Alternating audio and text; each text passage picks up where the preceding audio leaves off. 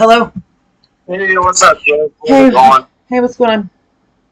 So, I figured I'd review this in detail with you because just this to bring awareness about why we even had to draft this. Okay. Okay. Uh, and don't feel like you're singled out. I don't want to drop names, but just about everyone's had one of these. And it's, the goal is to just correct whatever it is, Yeah. right? Mhm. So let me bring this up here. And sorry, For since I didn't you. start work till, actually, I didn't get home till closer to 3 today. I wasn't trying to not, but like Danny's double thing, and then it went right into group, and then Leland Kid, and yeah, you know that, real quick, that, what was his name that left, Isaiah? He thought I was going to pick him up from freaking Columbus. Oh yeah, he's tripping. Yeah, he's tripping hard, but go ahead. I've known Isaiah for years, and I know a lot of times the clinicians, right, who aren't familiar with some of these clients, maybe they don't have all the context. That's okay, okay, but you have to we have to just start trusting people's judgment. Well, Right? of course, because I tried to ask though, but because I saw in the thread you said BC or like something about a BC, and then he said kick. So I just was like, which what are we doing? Right, and I'll give you the entire context of it. John had him on restrictions already. Okay. He asked me to place him on a behavior contract that morning. I just got off the phone with him shortly after, right, whenever that message was sent earlier, and then he had further issues. Yeah, Heather told me he was way out of line. She explained it to me because I guess she was there.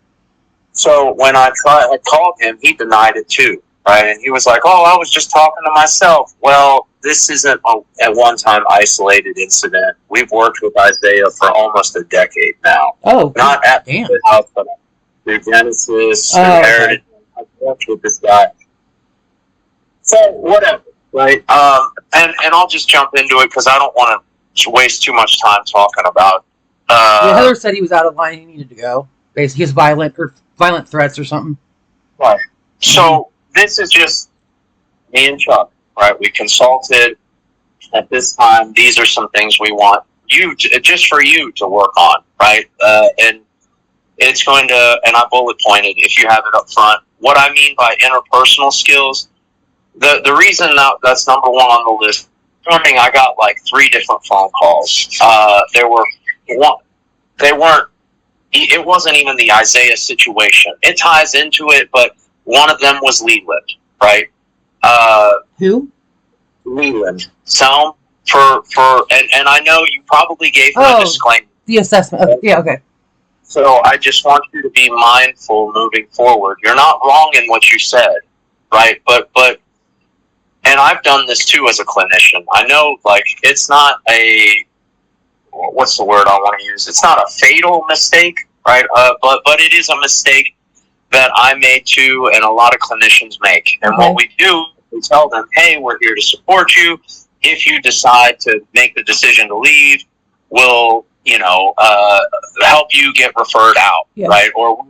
So the only thing clients here, and I've gotten reprimanded about this at Genesis because I was at Heritage House and I was like, well, look, if you get kicked out of this program, it starts to plant seeds of doubt, right? Like it plants that idea of a backup plan.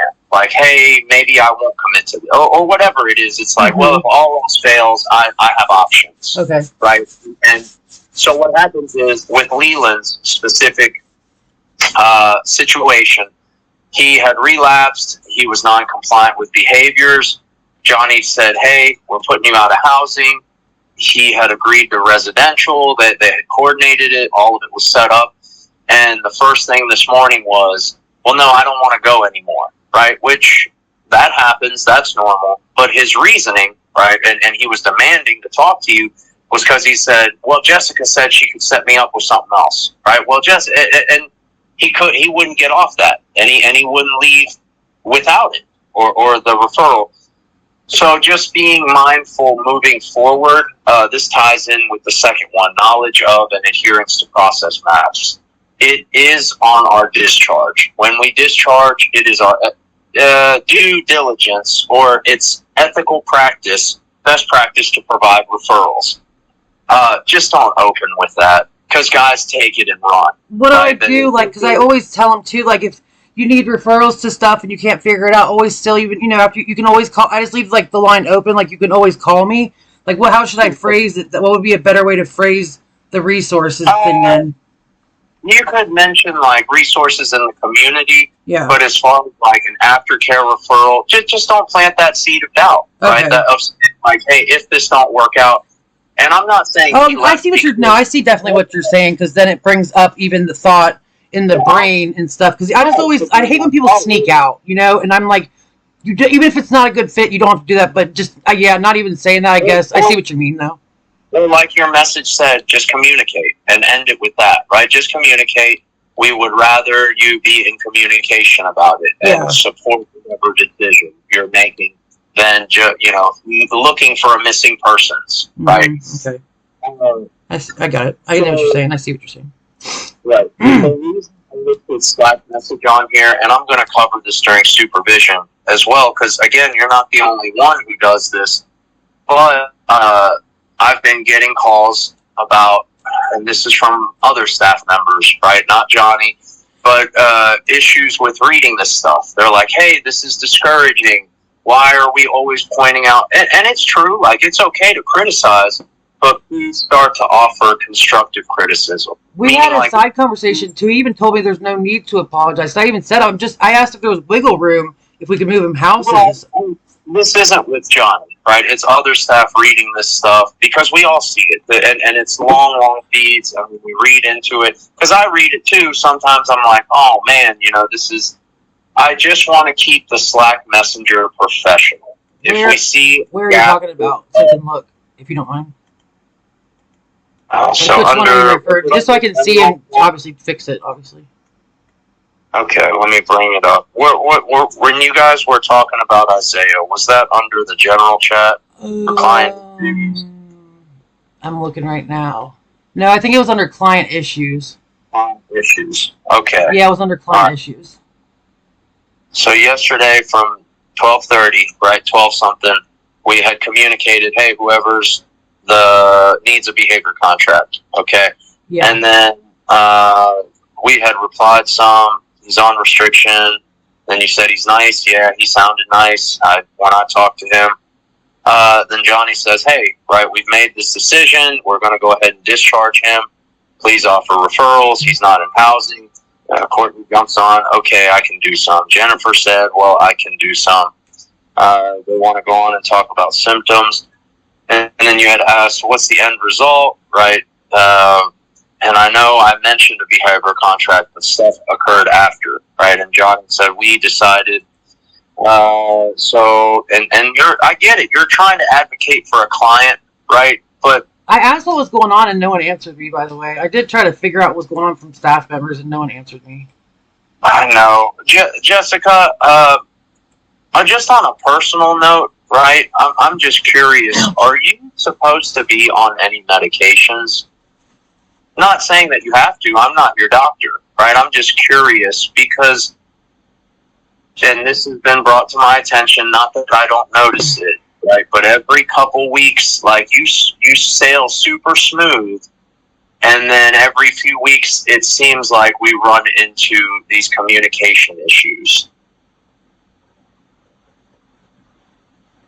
I don't even know how to respond to that. But no, I'm not. The only thing I'm not medicated for, because I opted out of because the medication nature of it was, I'm ADHD as the F, but I don't take those meds just because I choose not to mess with that type of stuff. But I try to keep my mouth shut because I know it really doesn't do anything. When I see something that's, and like I try to ask, like I looked in our text and it was like a couple weeks ago, whatever happened with Patrick Talon, like the move and stuff.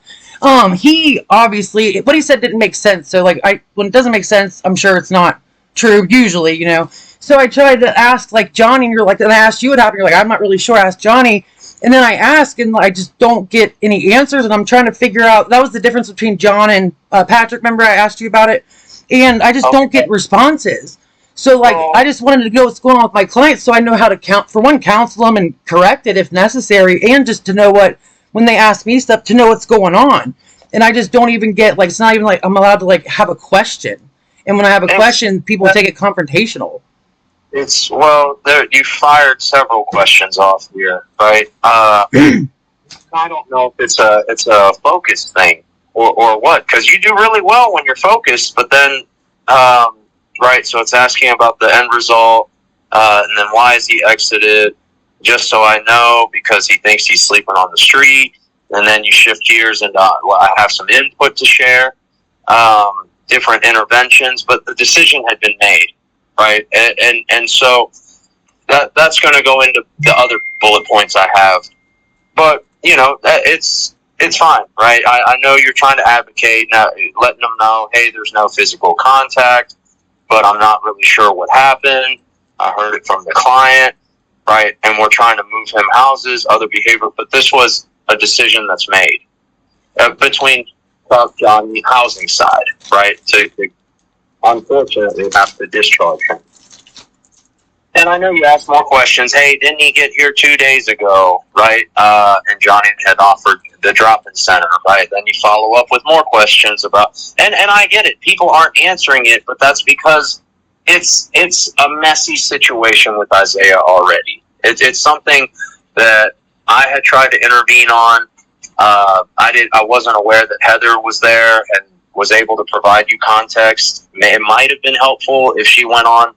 Yeah, I just kind of wanted to know, too, because he's still even now asking me for, like, referrals places, and I don't know what's wrong with, or not for lack of a better, like, what's wrong with his behavior, what's wrong with him. I don't know how to say that better. It starts with questions, then you shift gears comparing it to Roscoe's situation, right? Well, hey, here's another client who got, Jessica, we have to, okay, I'll hold off on that for process maps, right? There's flow charts, there's people over each area.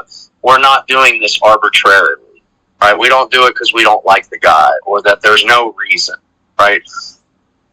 It's been hard for me to hand off some authority to others also. And a lot of times I follow up and manage.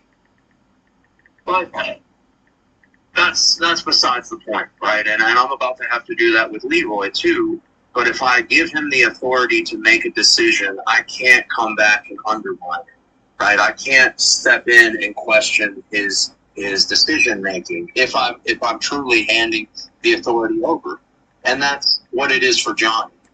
Right, it's not that he's mad or anyone's mad at you for asking questions, but sometimes playing devil's advocate, and this isn't the only example. I might be able to find more if I go back, but it's like I know you want to advocate for them. But sometimes you to push it a little further, right, than maybe necessary. Because after Isaiah's situation, now we're talking about Roscoe's. And he got into a fight with a client, and he's still management, and there's no wiggle room there at all. I know you don't have the intention of attacking anyone, but when you question people's decision-making, they're going to perceive that as negative. Right? And so Johnny goes on, Roscoe defending a female. Okay, well, that's not how I heard it. None of this should be on Slack, right? This is our messaging center to get messages across to either medical or either housing. It's not for back and forth. Or not back and forth. There's a reply button. You can go back. It's not for, what's another term?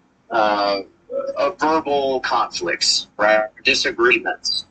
Then, right, Johnny goes on, there's 3 sides to every story. I'm shooting my shot. And finally, right, thank you for ending with, I respect your decision, right? And I just sent you the DMs we had the other, just so you know, the whole, me and Johnny last night. Ow. Okay. Just so you have it. Right, and then it's you mentioned, I think overall company-wide needs to be more consistent, not just different, but everyone's individual, right? It's okay to have a standard, but everyone's situation is different. And in this case, we had more contextual information and history on Isaiah than you did, right? So if you can't see the big picture, you don't have to argue every little detail. In fact, please don't. And I'll tell this to everyone. Like, I'm going to remind everyone on Thursday. Like, that's not what the purpose of Slack is. Right? It's a messaging app. Let's keep it professional. It's work based. Even if you guys aren't outright bickering, it doesn't look great to other staff, right? And yeah, I'm telling you, it's not even Johnny calling me to complain about that. It's other staff that read through this stuff and start to formulate maybe the wrong perception, maybe it's discouraging, whatever the case. And I have a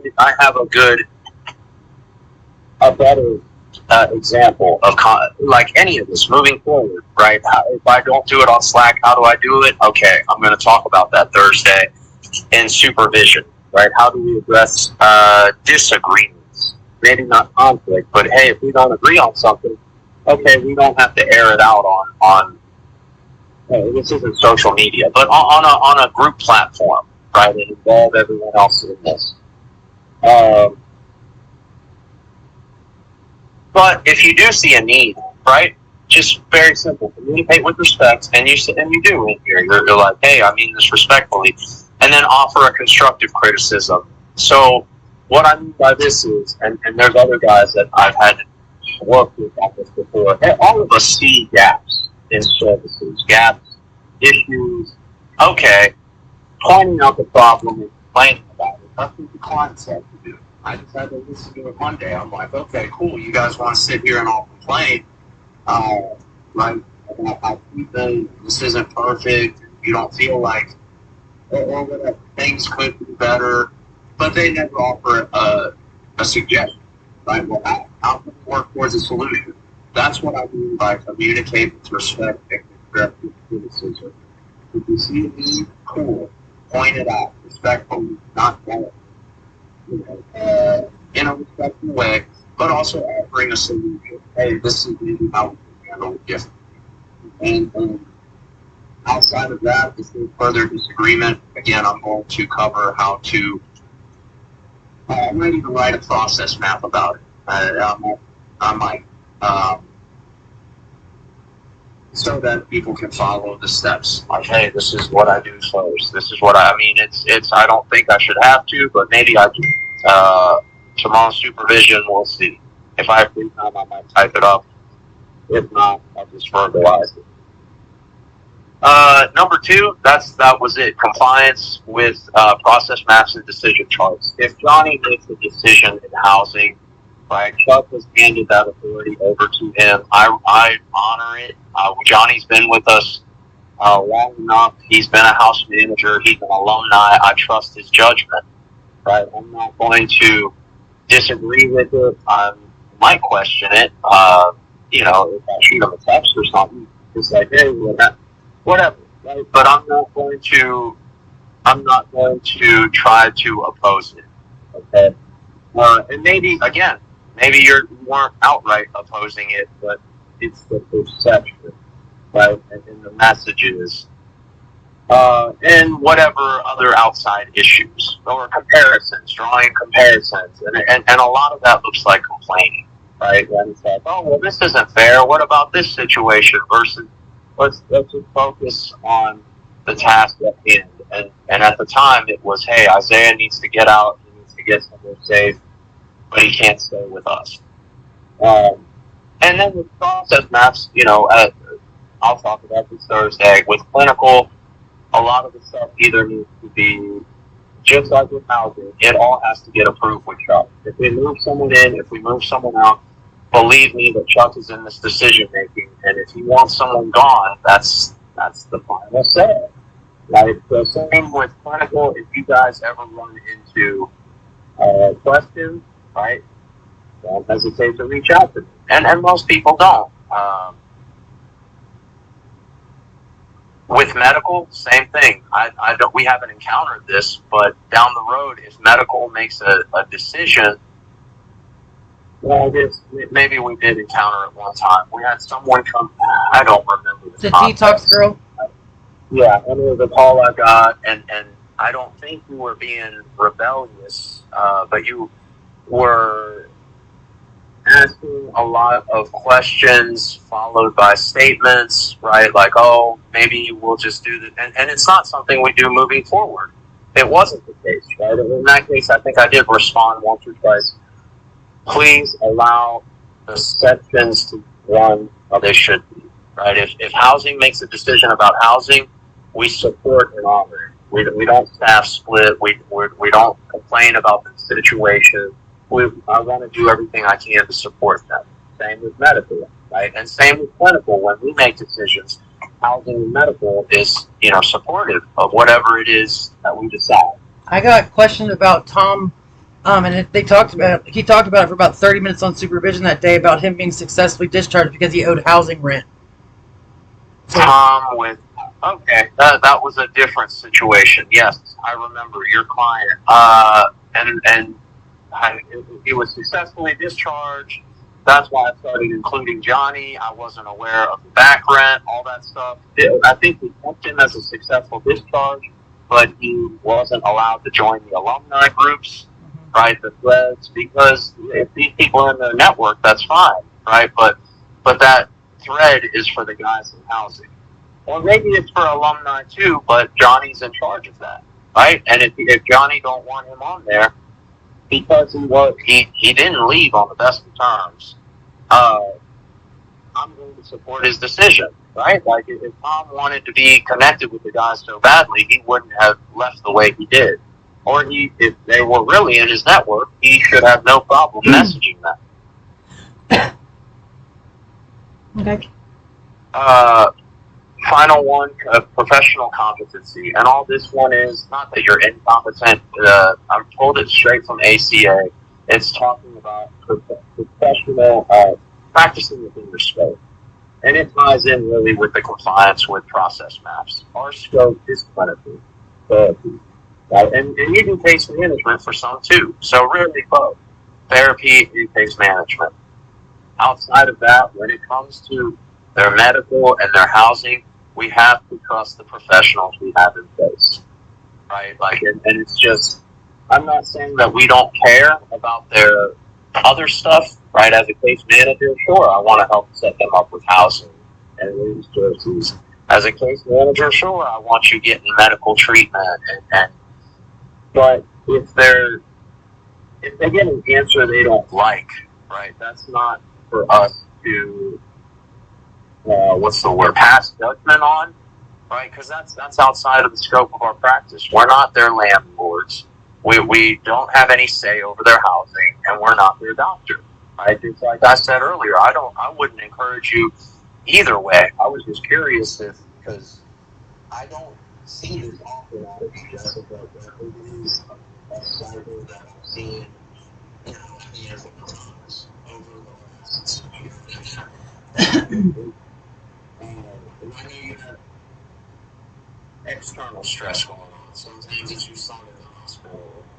Recently, we were out there. So I'm taking all that into consideration. So can I ask you a question so I know what to do in the future? Like with like when I wrote the other day about asking about what happened with Patrick, because I knew he wasn't being honest with me when he got in trouble. After I put him on a BC, he got in trouble again, and what he told me just wasn't, like, Patrick was lying to me, or at least admitting some facts. And I asked Johnny, and I didn't get an answer for a couple weeks about what happened. For the context of that, what had happened? I don't know. He got moved houses, and he told me, like I said, what Patrick said didn't make sense. That's why I was trying to ask Johnny. He just got moved. I think he was at Fenton, maybe. Well, he's one of the houses got moved to another, and he got told, well, this is what the client said. He was getting put on another BC, and I'm like, well, that's not really a double BC. I mean, what do you mean, And but basically, he got in trouble again 3 days after I put him on a BC, and he moved houses, and I had no idea what happened.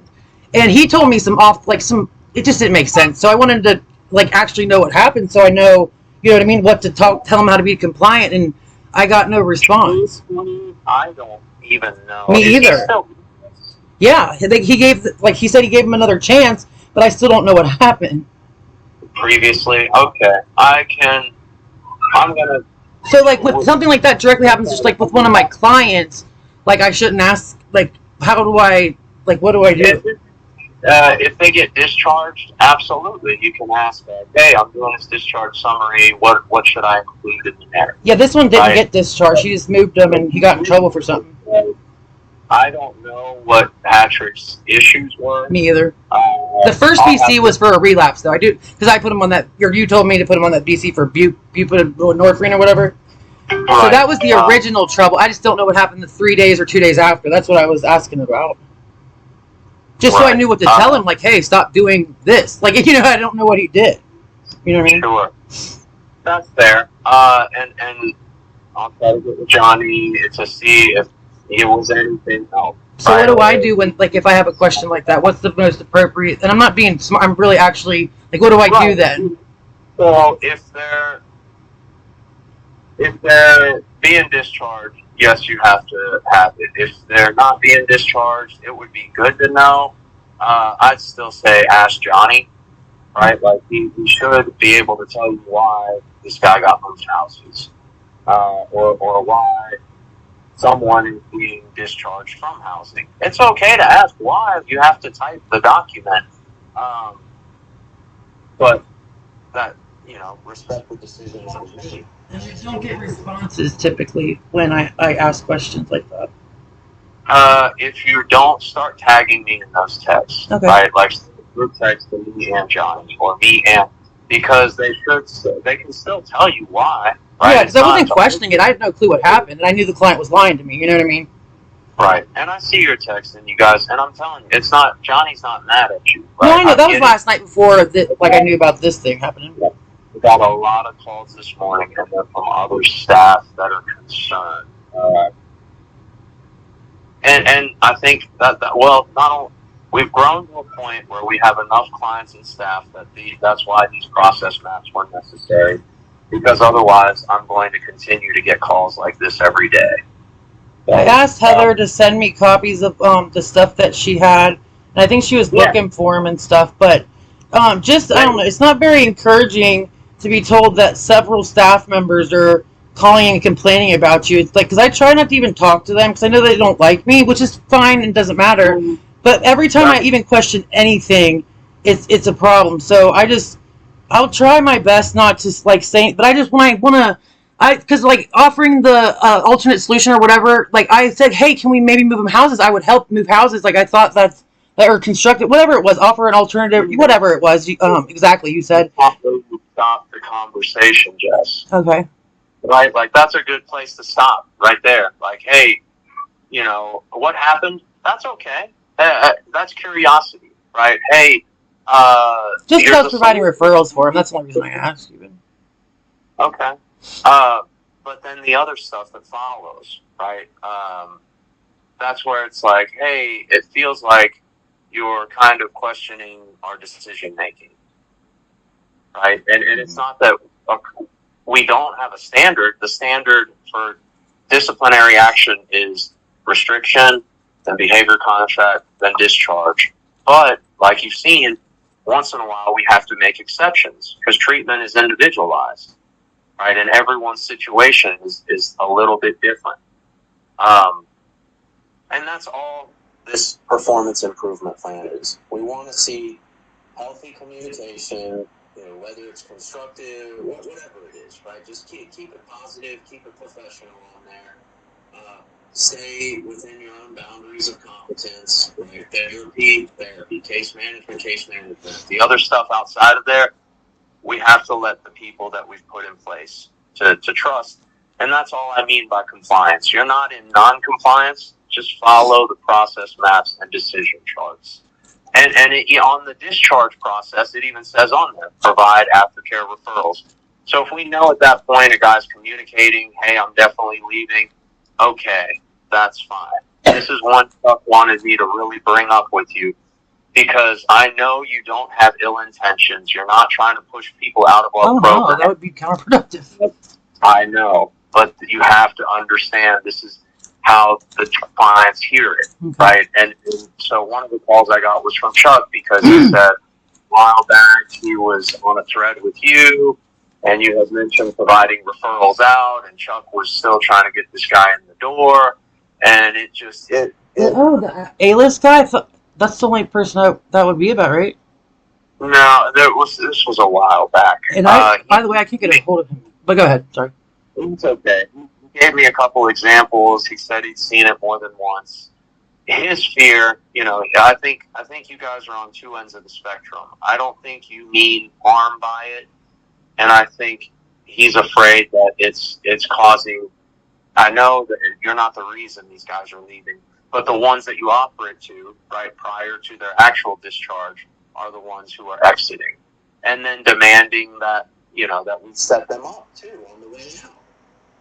And it's like we do that out of due diligence and ethical practice. When clients start to demand something as if it's like they're entitled to it or that we owe it to them, it doesn't make anyone feel good. That's why I kept doing the Rayz and stuff and left that to the peers. Right. And at that point, it makes us feel like, well, we don't even, we just want you gone at this point. Like, you can't be here and be a jerk and then demand services, even though you're demanding to leave our services. Okay. So it's not the end of the world. It's all okay stuff, right? Just improve on it. And I like what you send to clients already. Tell them to communicate, and we'll do what we can at that time. But it's just not an opening line, right? Okay. But as a closing line, like, hey, you done made the decision. You're definitely leaving. Okay, well, we want to see you get somewhere safe. Okay. Right? How about we offer some? And that was from Chuck, right? So I said, okay, it's on the process map. We'll throw it in there. Could you try to email me whatever you have for that too? Because I think Heather's having trouble finding some of the stuff. It's at the office. Oh, okay, no worries then. Didn't you email them to us before? I could probably go search it and find it, actually. You might be. I think after supervision, you might have emailed us some of that stuff. I'll look for it. No worries, no rush. I was just wondering. So I have copies of all of it. You know what I mean? So I can refer to it. Yeah, we have a handful, but I can follow up with Chuck and try to get it to you. Cool. I haven't read it myself, but it was like the policies that we thrown together. I think I might even have it too, because I have a folder called new, like when I did the new hire, like paperwork stuff. I might even have it there too. Right, that's when we should have got it. Okay, I'll look through there. So don't stress about it. I'll look for it, and I'll let you know if I find it. Please work on those things for me. Okay. Right? I don't think, well, it's been a long time. I won't say it's never happened. I think there was a brief period before where, even you and I were having some community barriers. And I think we've gotten a lot better, I think, personally. You and I. Whatever the reason, right? Maybe you didn't trust my judgment. Maybe you didn't disagree with the way I ran things. Whatever, right? But we got past it. For sure. I agree, too. I agree. Please do that with the team. Okay. With everyone else, right? And I'll tell everyone else the same thing. That's how we operate, right? Where it doesn't matter who you talk to. We want to be here to support each other. Right. Process maps and competency, they tie in the same. Just practice within your boundary, within your scope, and then allow everyone else to, follow, just like we all do. Follow the map, chain of command, and trust the authority that we've put in place. Okay, and by the way, I just found it too. Clinical process, operations, contact. Yeah, I just found all that you sent me. Okay. Was it the process maps? Yeah, it was like 5 pages and it's all colorful. Okay, yeah, that's the process maps. We have a policy employee handbook too, if you can find your new I'll find that, I'm sure, with my new hire paperwork. But yeah, I found that. And, do you want me to save a copy on the drive under Heather's HR just so the copy's there? The process thing? Yeah, if you don't mind. She should have that. If not, I've got the process maps. But and then for the references, right? Which really we talked about this. The map is simple. If you have something you can't figure out, bring it to head of clinical. That's going to be me, Leroy down the road. You can consult with the supervisor. That's who's taking over for you? Someone named Leroy? What's that? Is that who's taking over for someone named Leroy? Yeah. Okay. A new director coming on, or Mark, right? So consult with supervisors, me, Leroy, Mark. And then if you get lost, you can look at code of ethics. I don't think you're practicing unethically. Just stay in your boundaries, right? And within we all try to keep our side of the street clean and stay in our lane. Mm-hmm. Like when medical says something, when housing says something, like I just do what I can to support them. Okay. Right. And so, yeah, solutions is going to be support, positive communication, collaboration, support the map and the decision-making tree, and then remain within our scope. Okay. So I put some dates on there for supervision. I'll fill this out, right, in a month, 2 months. Okay. I don't think there's going to be any issues as long as, as long as you're working on those things. Please print, sign, and date. Then I need you to send me a copy back. We keep these in your guys' files. Okay. And that's it. Oh, were you able to meet with that girl for her intake? I was planning to do it after group because that phone thing, and she called me during group, but I was just going to do it whenever we were finished. Okay. We're good. She's ready, too. I just have to call the house phone. She doesn't have a cell phone. Oh, and by the way, the reason the phone was doing that, I guess, they do need to set up a voicemail, I guess, but the girl was on the phone. That's why I did that. So nothing's actually wrong. They just need to set up a voicemail or something, so then it can pick it up when someone's on the other line. Gotcha. But that's it. Yeah, there's nothing actually wrong, by the way. It was in there. Okay. Yep, so I'm going to call that girl and get that finished tonight, right now, and then I just have one session. But yeah, I was going to get it done real quick so I can get it out the way. Thank you. Do you have any questions for me? Nope, I think I'm pretty much got what you're saying. Okay. Please sign it, get it back, and thank you. Alrighty. Right? We'll be good moving forward. All right, not a problem. Thank you. Talk to you soon. Bye. What a piece of garbage.